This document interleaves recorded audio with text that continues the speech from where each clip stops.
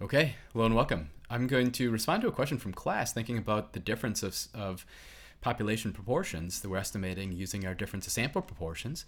And so I'll just start from scratch and I'll motivate this with a simple example. So suppose P1 is our population proportion for our first population. P2 is our population proportion for our second proportion. X1 is the number of successes. So it'd be like the number in sample 1 with some desired characteristic. X2 would be the number of successes, the number in sample 2 with whatever is the desired characteristic. Our point estimate of the difference between the population proportions is just of P1 minus P2 would use the difference between the corresponding sample proportions that we have access to. So P1 hat minus P2 hat. Well, in this example, P1 hat is defined as X1 divided by N1. So in this example, it'll be 48 divided by 50, or 0.96. I didn't give us these data. I'm just kind of pulling them out here. So we'll just say, suppose we had 48 successes out of 50. Okay. And then in population 1, in sample 1 from population 1.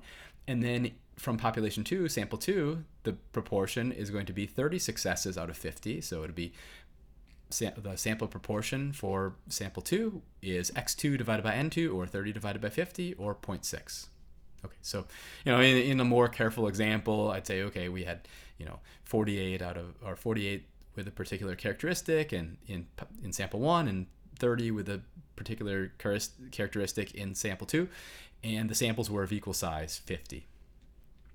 Either way, this gives us a point estimate for our difference of population proportions. So P1 minus P2, we're going to estimate that using P1 hat minus P2 hat, or 0.96 minus 0.6. So 0.36 is our point estimate for the difference of population proportions.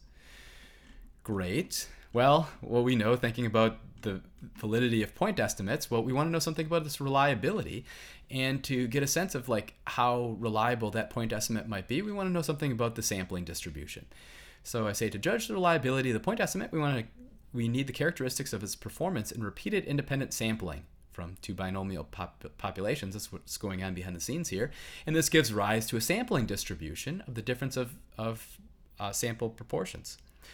Okay, so here's our sampling distribution, P1 hat minus P2 hat. These are supposed to be arrowheads, sorry. Here is the center. We're expecting the mean is going to be the difference of population proportions. And then the standard deviation, that's this right here. How are we defining the standard deviation? Well, it's going to be the square root of population proportion times the complement divided by the sample size, plus for population proportion 2 times its complement divided by the sample size from population 2. So we have the mean, we have the standard deviation of our sampling distribution for the difference of sample proportions.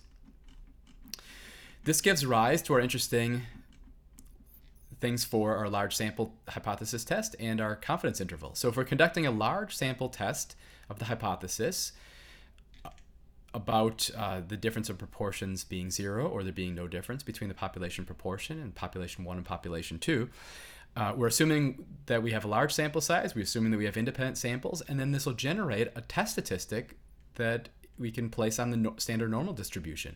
So that is going to be given by P1 hat minus P2 hat minus 0. This is from the null hypothesis portion. We'd hypothesize that P1 minus P2 is 0. If it was some other value than 0, we'd place that value here. And then divided by the standard error.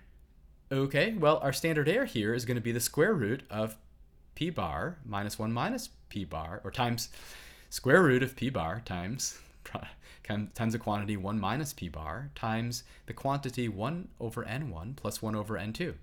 Here again, P1 hat is going to be X1 over N1, the number of successes in sample 1. P2 hat is going to be the number of successes in sample 2. And this P bar, well, this is going to be the total number of successes divided by the total sample size. And the reason why we're doing this is we are going to be assuming that we have the same population proportion in both populations, and we are getting a window into this common proportion coming from both directions, coming from our two samples. So we want to pool that data. We want to pool that information to get our pooled population proportion. Our large sample confidence interval would be it's going to be centered on the difference of sample proportions plus or minus some critical value times the standard error. Well, so our standard error is going to be approximated using the sample proportion data that we have, right? And what this is requiring, actually, to do this confidence interval and to do these to use this test statistic, we are assuming we have independent samples and we have large samples. Samples are larger than 30 in both cases. Okay, well, let's conduct this hypothesis test. So let's conduct a hypothesis test using alpha. It's 0.05, so 5% level of significance. Our null hypothesis is that there's no difference in population proportions. Our alternative hypothesis, let's just say we think the proportion is greater in population 1. Our critical value is going to be 1.645 because that'll put 5% in the right-hand tail. Right, here's our critical value. This gives rise to the rejection regions. We reject the null hypothesis for a test statistic that is larger than 1.645. And we'd fail to reject if our test statistic is smaller than 1.645.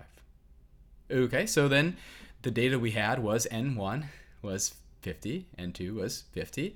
Our sample proportion was 0.96 for sample 1. Our sample proportion for sample 2 was 0.6.